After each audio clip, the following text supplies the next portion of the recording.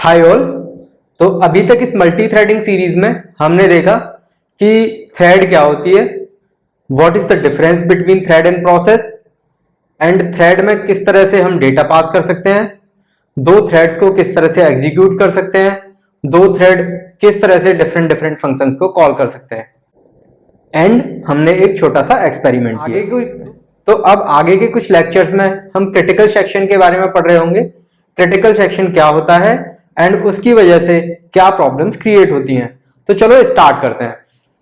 तो सबसे पहले अगर हम क्रिटिकल सेक्शन की डेफिनेशन देखते हैं, so by definition we can say critical section is a part of code where two or more processes or threads share the common resources. For example, जो thread या प्रोसेसेस हैं वो printer share कर सकते हैं, CPU share कर सकते हैं, या फिर किसी शेयर्ड वेरिएबल को एक्सेस कर सकते हैं। तो इसका मतलब क्या है वो जानने की कोशिश करते हैं। लेट से मेरा एक फंक्शन है फंक्शन 1, एंड इस फंक्शन में क्या है, मैं print using printer,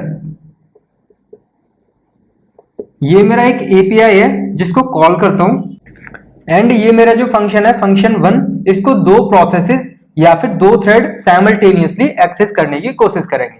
for example let से एक थ्रेड है T1 एंड एक थ्रेड है T2।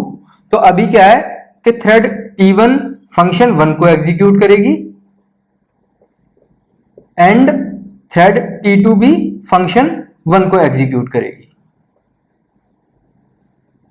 तो होगा क्या कि जैसे ही फंक्शन 1 को थ्रेड T1 एग्जीक्यूट करेगी तो उसके अंदर ये एक एपीआई कॉल करेगी जो कि इंटरनली प्रिंटर को यूज कर रहे होंगे।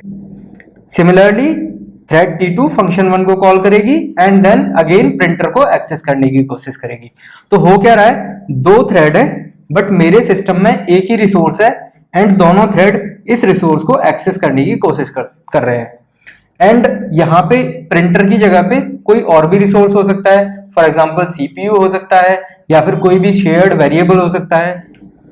तो जो भी रिसोर्स हम इस पार्ट में एक्सेस कर रहे होंगे उस पे इक्वली T1 का भी राइट होगा एंड T2 का भी राइट होगा, यानी कभी भी T1 भी एक्सेस कर सकती है उसको एंड T2 भी एक्सेस कर सकती है।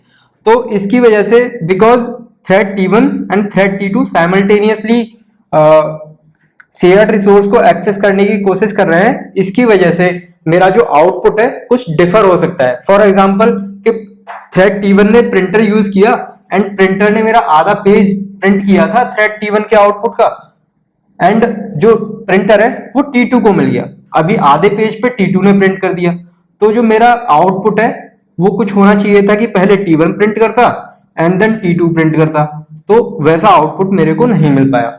तो ये किसकी वजह से हुआ एंड इसको कैसे रिजॉल्व करते हैं, वो सारी चीजें हम आने वाले लेक्चर्स में पढ़ रहे होंगे। तो मिलते हैं अगले लेक्चर में जिसमें हम क्रिटिकल सेक्शन का एक एग्जांपल लेके क्रिटिकल सेक्शन को और डीप में समझने की कोशिश करेंगे।